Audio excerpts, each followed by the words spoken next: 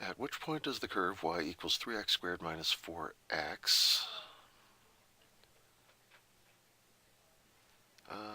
Let's see, that would have an intercept at 0. I'm not trying to do a deadly accurate graph here, but I'd like to get something a little bit reasonable. That's a parabola which opens up. It has x-intercepts at 0 and I think at 4/3. So it looks like this. Its slopes will go from very big and negative over here, where it's dropping like a rock, to kind of negative, to just a little bit negative, to 0 right here, where it's horizontal, to slightly positive, more positive, and huge and positive. So somewhere along here, this line will have a slope of 2. Line with a slope of 2 looks something like that. So someplace along here, there is a spot where this parabola's slope is exactly 2, and we must find where. Well, the derivative tells us what the slope of a curve is, so the derivative of this thing is easy enough to find. It's 2 times 3 is 6, x to the 1, and then here we get 1 times minus 4, x to the 0. So the slope of this parabola is always 6x minus 4. And they ask, knowing that, when would the slope be 2? Well, that's fairly gettable. 6x minus 4 equals 2. Let's see what x value they're talking about. Add 4 to each side. 6x equals 6. Divide by 6. X equals 1.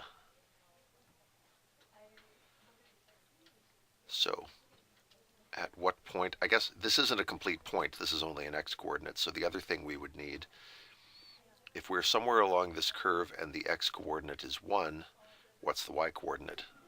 This curve can tell us. Don't go here. This is the slope. This is the actual position. This is where you are. This is what direction you're going in. So if we put 1 into here, we get 3 take away 4 is negative 1 is the location of this point. So if you are at 1, negative 1, then this curve has a slope of 2. Is this more of the same? At which points does have horizontal tangent lines? This is a cubic with a positive leading coefficient, so it'll look like an S-bend or like a lightning bolt, this kind of shape. And from the sketch that I drew there, it looks like it may have as many as two horizontal spots. There might be 2 places where it's flat, the top of this hill and the bottom of this valley. Now, a cubic can also look like this, where it has only 1 spot that's horizontal, or a cubic can just have a little bit of a kink in the middle and never go horizontal.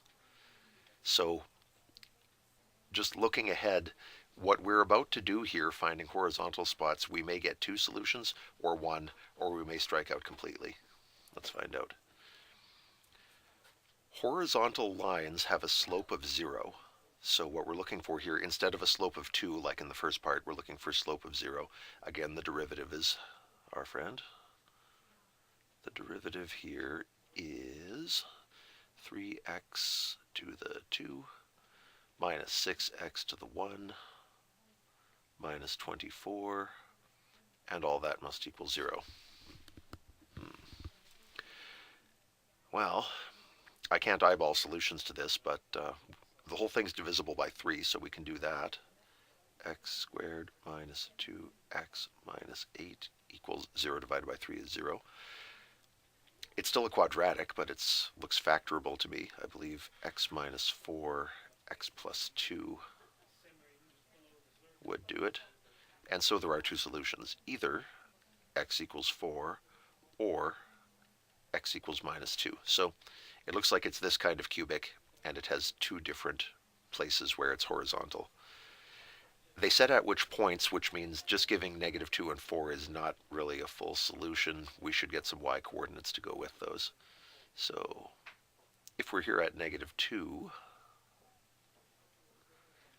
what's our y coordinate? What do we get here? Negative 8 minus 12 is negative 20. Plus 48 is positive 28, if I'm not mistaken. So that bump is actually pretty high. And at this point, when x is 4, what do we get? 64 minus 48 is 16. 16 minus 96 is minus 80. So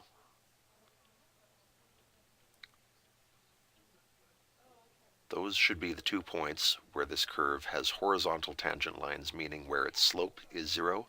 In other words, where its derivative is 0.